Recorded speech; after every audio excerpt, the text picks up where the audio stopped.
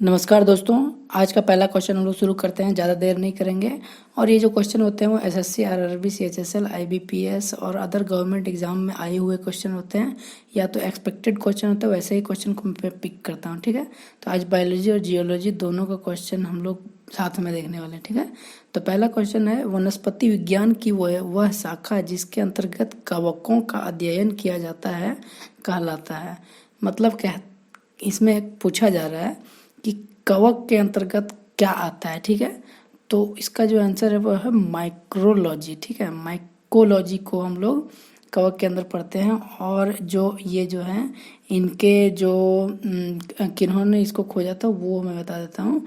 Heinrich Anton de Bary को mycology के जनक हैं। ठीक है ना, उन्होंने इसकी जो है शुरुआत की थी, मतलब इन्होंने ही इसके बारे में हम लोग को बताया था।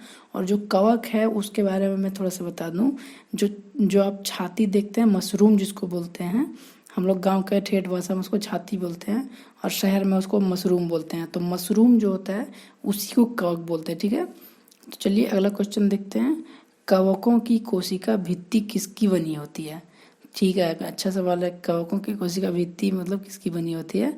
तो इसकी जो कोशिका भित्ति बनी होती है वो काइटिन व हेमीसेल्यूलोज की बनी होती है। ठीक है, तो अब काइटिन का जो सूत्र होता है वो C8H13O5 और N होता है। ठीक है, N⁴N। ठीक है, तो ये होता है काइटिन का सूत्र। ठीक है, केमिकल फॉर्मूला ये होता है। और उदाहरण के लिए मतलब इसका जो काइटिन का जो मतलब यूज कहाँ पे होता है, मतलब कौन कौन सी चीज़ में ये पाया जाता है, तो वो केकड़ा, झींगा और चिराट जो होता है उसका जो बॉडी जो बनता है, बाहरी परत, वो काइटिन का बनता है। ठीक है ना। दूसरा क्वेश्चन देखते हैं।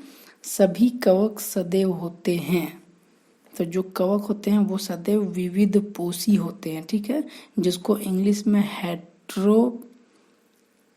हेट्रोट्रोफिक बोलते हैं। ठीक है, और ये जो होते हैं वो अपना भोजन जंतुओं एवं पौधों के जीवित ऊतकों से प्राप्त करते हैं। मतलब ये खुद आत्मनिर्भर नहीं होते हैं, ये दूसरे से अपना भोजन छीन लेते हैं। ठीक है, चलिए अगला क्वेश्चन देखते हैं। वृक्षों की छाती पर उगने वाले कवक कहलाते हैं। मतलब वृक्षों की छालों पर जो उगने वाले कवक होते हैं उनको क्या कहते हैं?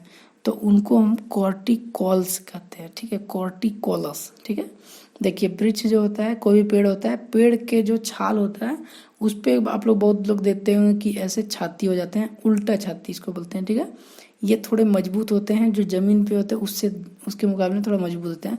मतलब इसको आप ऐसे करके अंगुली से इस तरह कीजिएगा तो वो टूटेगा नहीं। ठीक है, ये लटका हुआ रहेगा, थोड़ा सा चिपचिपा का टाइप का होता है और मजबूत होता है। ठीक है, अगला क्वेश्चन देखते हैं। गोबर पर उगने वाले कवक कहलाते हैं। मतलब गोबर पे भी उगता है, तो उसका जो नाम है वो है कोप्रोफिलस। ठीक है, तो कोप्रोफिलस जो है वो गोबर पे सिर्फ उगता है। और ये देखिए फोटो में दिखाया गया है कि गोबर पे छोटा छोटा छाती निकलता है। ठीक है, वो टोपी के साइज का होता है। छतरी जो देखते हैं, छोटा मोटा छतरी, उसके समान ये दिखता है। और देखिए गोबर पे ही सिर्फ ये उगता है, उसका नाम होता है कोप्रोफिलस। अगला क्वेश्चन है, निम्न में से किसमें क्लोरोफिल नहीं होता है? तो इसका जो आंसर है वो कवक में नहीं होता है। ठीक है, कवक में जो होता है वो क्लोरोफिल नहीं होता है।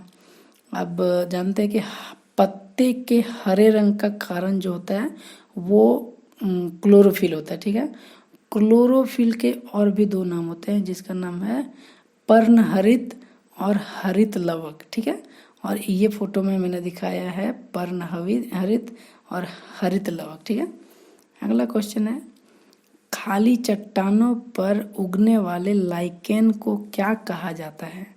तो इसका जो आंसर है वो है सेक्सिकॉल्स। ठीक है, जो खाली पत्थर होता है उसमें ये उग जाते हैं, मतलब उसमें भी छाले के टाइप पड़ जाता है पत्थर पे। तो मतलब उसको ये थोड़ा ज़्यादा चिकना होता है और थोड़ा मजबूत होता है। इसको आप अंगुली से ऐसे उखाड़ नहीं सकते हैं, थोड़ा दम लगाना पड़ेगा तब निकलेगा ये। और अगर आप इस पर चलने का कोशिश कीजिएगा तो इस स्लिप करके आप गिर जाइएगा। ठीक है, तो अगला क्वेश्चन देखते हैं। जापान में लोग किस लाइकेन को सब्जी के रूप में खाते हैं? तो आपको पता होगा कि जापान, चाइना हो गया, इस सब में सब लोग जोमन खाने लगते हैं। लेकिन ये जो मनसो चीज़ नहीं है, ये अच्छी चीज़ है। इसका आंसर है इंडोकार्पन, ठीक है।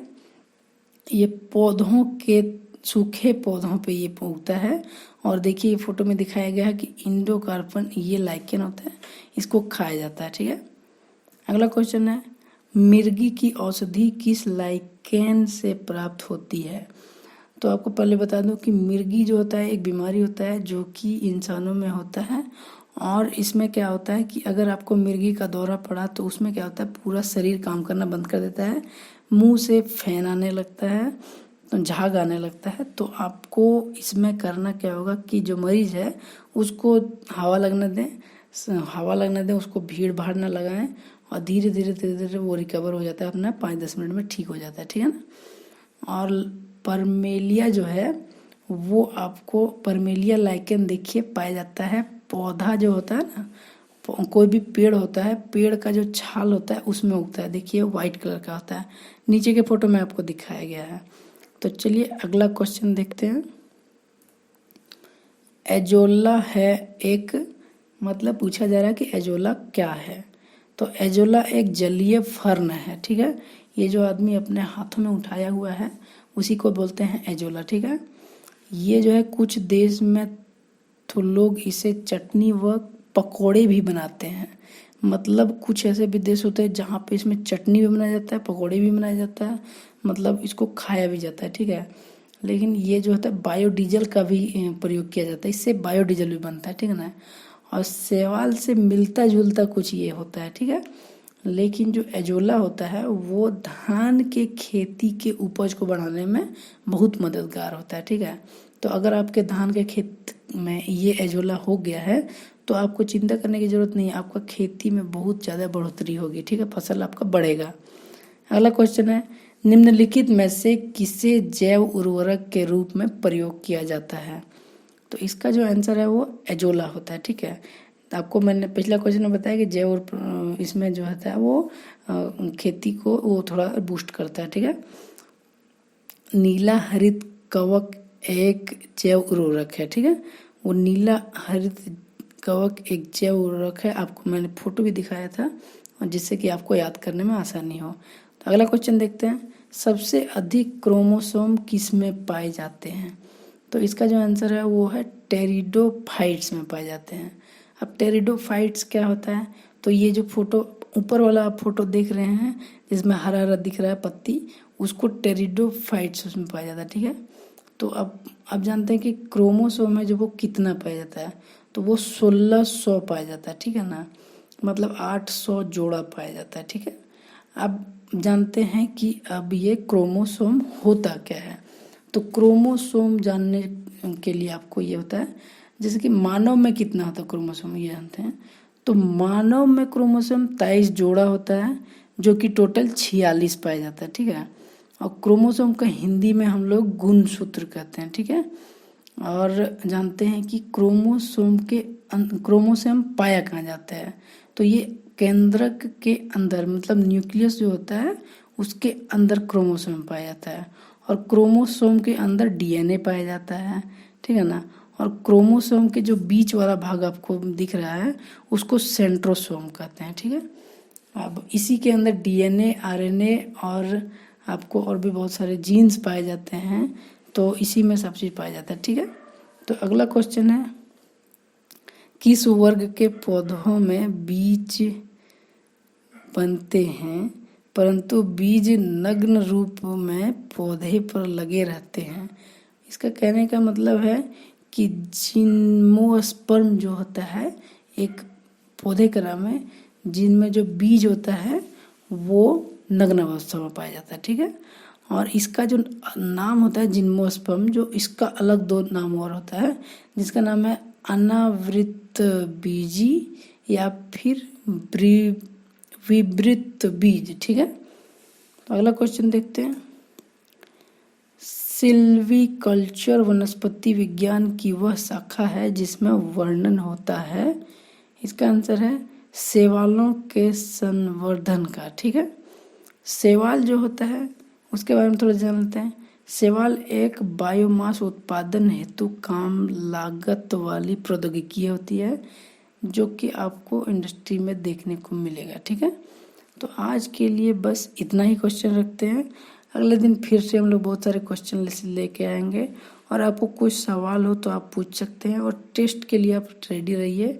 हर 5 वीडियो लाने के बाद मैं आपको एक टेस्ट लेता हूँ, जिसमें आप पार्टिसिपेट करके 100 रुपये जीत सकते हैं। ठीक है, और आप हमसे बने रहें। जय हिंद।